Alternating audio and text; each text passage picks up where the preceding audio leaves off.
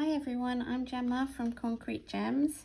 Today I'm going to show you how to do a single crochet 2 together. This is a really great stitch for decreasing a piece of work.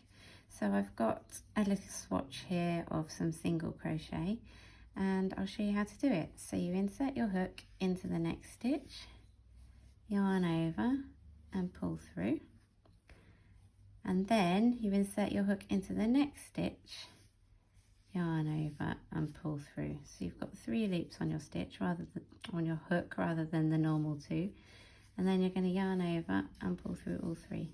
And so you see we've gone from 2 stitches on that row to just the 1 on this row, and that's going to decrease your piece of work and make it go upwards like a triangle point. And that's it. Thanks for watching.